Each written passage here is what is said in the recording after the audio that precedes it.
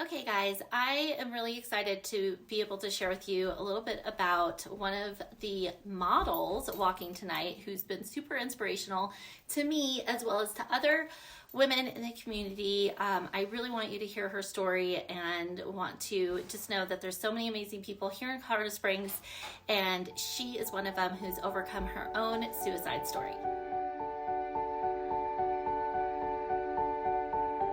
Hi, my name is Caitlyn Resch. I am super excited to be in this show because I am a four-time suicide attempt survivor, and I'm really passionate about animal welfare, and I think that animals and suicide kind of go hand in hand.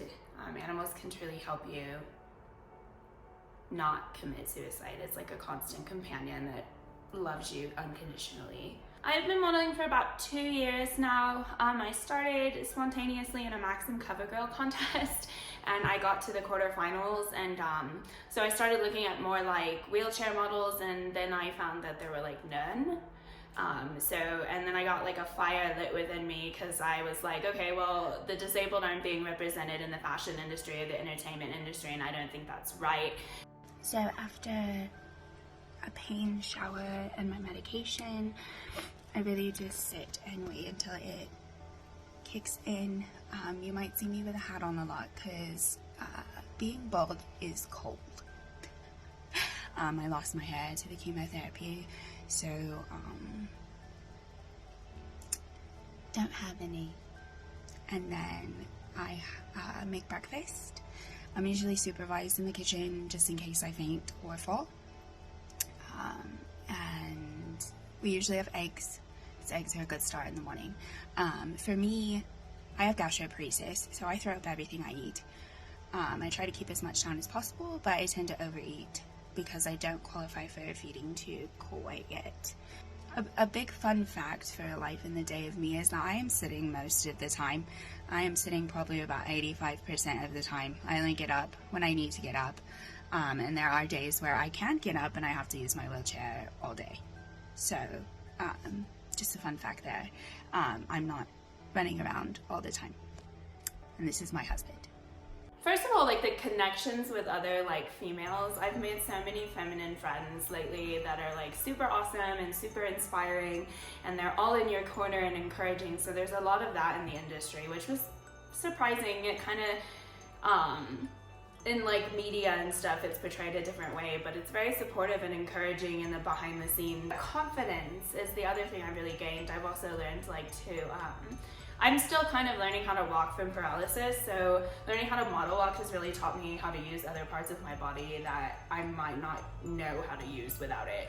Next thing that I do usually in the winter, fall, is get into what we call a pain shower. So a pain shower enables the heat to kind of,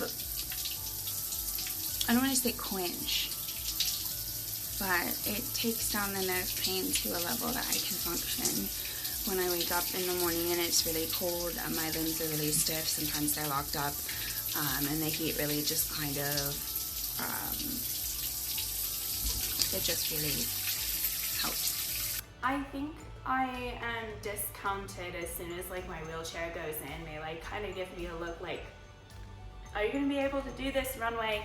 And then I stand up and I like do my model walk and they're just like, so I think it bursts the stigmas around the disabled, like that we don't do these things, that we can't do what everybody can do. I do it a little differently, but it's still, my body deserves to be on the catwalk.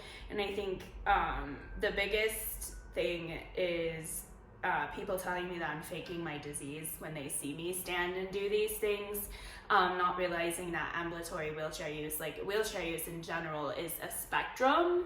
It's not, you can't move your legs if you're in a wheelchair. There are people that can walk longer distances than I can in wheelchairs, and there are people that can't. So I think it's really showing the difference and the spectrum in the disabled community. So the second thing I do in the morning is I take my meds, my morning meds. So I have COPD from COVID, so I have Trilogy. I'll do that first. Anti-arthritis relief pills. It helps the inflammation of my nerve pain. I take a vitamin supplement because I have a vitamin D deficiency from my disease. This is my anti-anxiety. Another medication. This is my muscle relaxer because I have intense muscle spasms from my disease.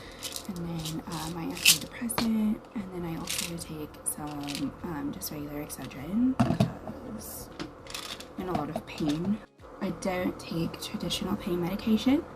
I made the choice not to because I did not want to be addicted to opioids for the rest of my life, and they make you feel like a zombie. So instead I use medical cannabis for pain.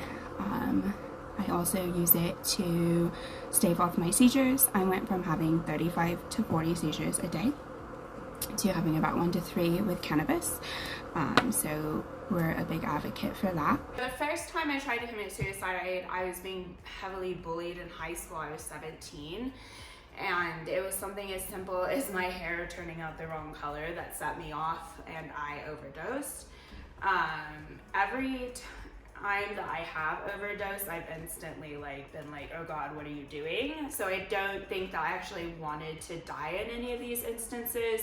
I just think that I didn't know any other way to stop what I was feeling.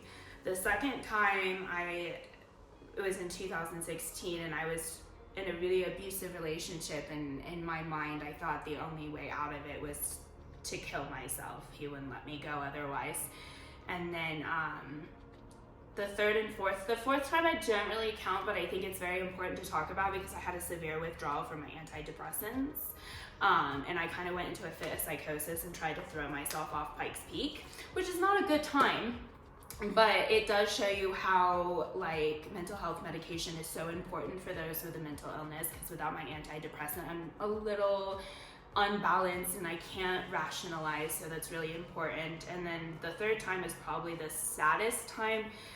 It was when I was misdiagnosed and they told me I had 6 months to live, so I planned my funeral, I said goodbye to my family and friends, and they told me I was literally just gonna suffer and become this vegetable, and I didn't really want my family to watch me do that, so I decided to make it swift and fast, but realized right after I took both pill bottles that, oh my God, this is probably not the way to do that. Maybe we should figure out if it's a misdiagnosis first. Thankfully, my husband walked in the room at that point in time, but I did unfortunately die on the way out to the ambulance, and they didn't stabilize me till about 3 a.m. So they did bring me back. I think I'm here for a reason. I think I'm here to make a difference. But I can tell you from experience that suicide is not the answer. There are always resources and a support system that you can find that will help you through these feelings, and it can be as simple. For me, it was just as simple as an antidepressant and anti-anxiety every day that leveled myself out, so now I can rationalize my thoughts instead of it being so intense that I can't handle it. So I am back home. I actually run a little jewelry shop. I make knickknacks and things like that. So here's some of my stock back here, and I'm actually making jewelry right now. I've got a lot of beads and things like that.